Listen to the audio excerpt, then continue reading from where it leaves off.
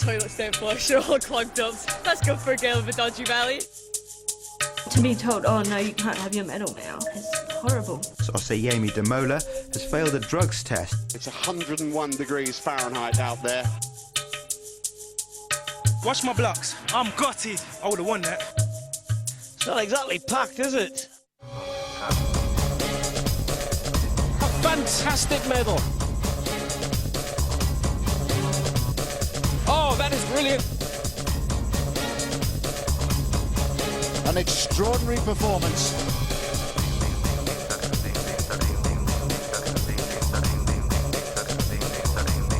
Beautiful teamwork. She can't believe it.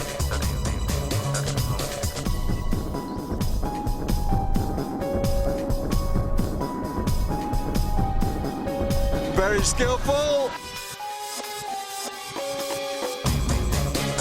Look at that. Clear water, absolutely clear water. Very highest quality. Tremendous. It's gold. It's definitely gold. Never heard a noise in an athletic stadium like that, ever. Full stop. Good afternoon. The competition is now over and the 19th Commonwealth Games will shortly conclude with what promises to be a colourful and entertaining closing ceremony. So here we are then on the last day of the Games we didn't think would even take place. No, but take place it did, but not until after its fair share of negative headlines surrounding unfinished accommodation and stadiums, and of course the stars who stayed away. Yes, and the spectators stayed away in the early stages as well, but regardless of the atmosphere, the competition was intense, the gold medals were won, and the athletes who were in Delhi, they did deliver. Absolutely. Now it's time to hand over the baton to Glasgow, because they now take charge of the Commonwealth. The next gold medal handed out in the Commonwealth Games will be done so in Scotland, because today the final medals were fought over in Delhi.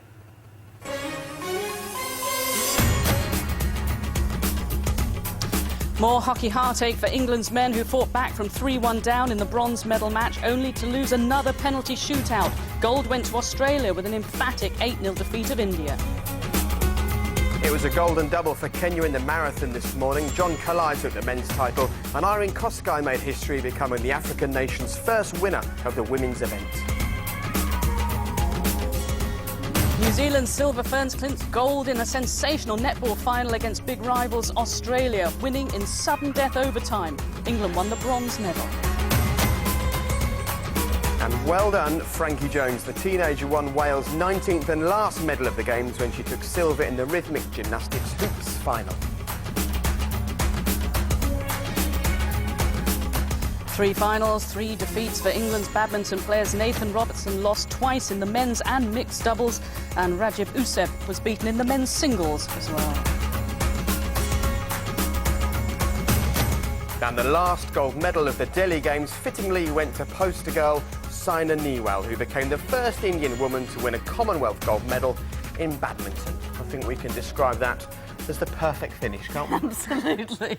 And talking about, well, perfect finish. Look how these two, I mean, they're showing us up here. Look at this. How sharp does Denise Lewis and Colin Jackson look? Stunning. Fantastic. I think you have to do some of the dancing, though. There you go. There must be a story behind it. There is a story behind it. My girlfriend Rima, who owns a shop in Southall, Century Emporium, and she has been loving the coverage of the Commonwealth Games, and she insisted that I wear this today to celebrate the closing ceremony.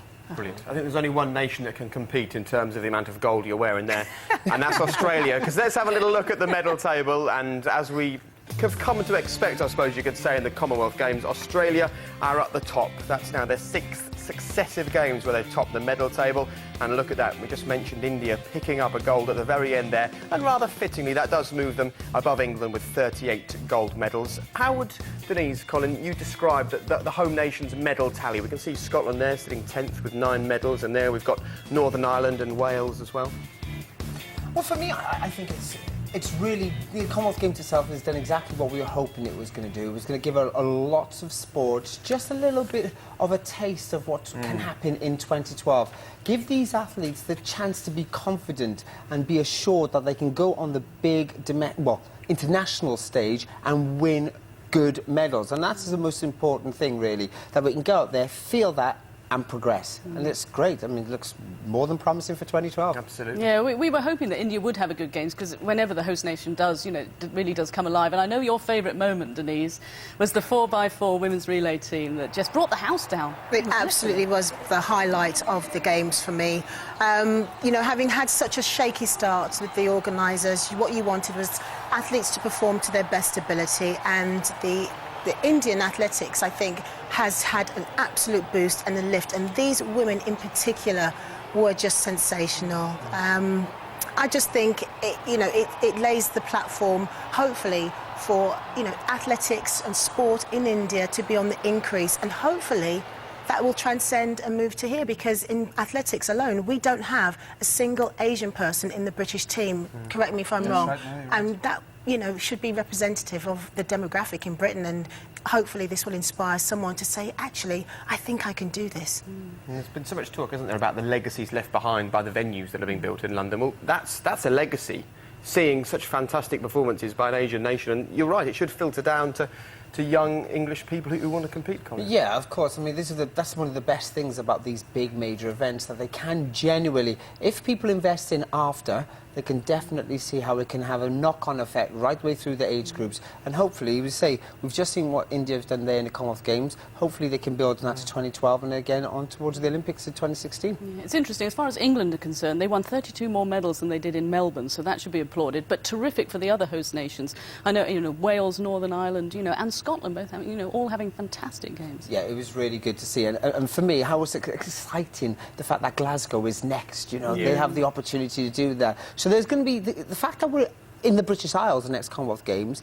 It means that all the teams will lift their performances, because you will have that sense as a home crowd.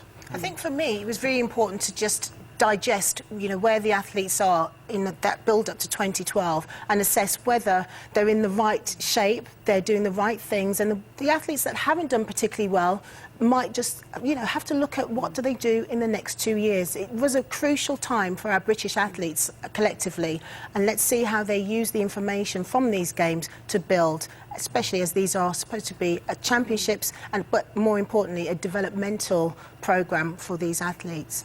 OK, well, obviously the early questions were about India's suitability for the Games. I suppose, having picked up gold medals and done so well, the question is now, how excited are India about the Games they've put on? Have they now embraced the Commonwealth Games like they've never done before? Well, let's actually head to the main stadium, the Nehru Stadium, because there for us we have Sonali Shah with the BBC's Tinku Ray. And Sonali, that is the question. Have India been excited by the Commonwealth Games?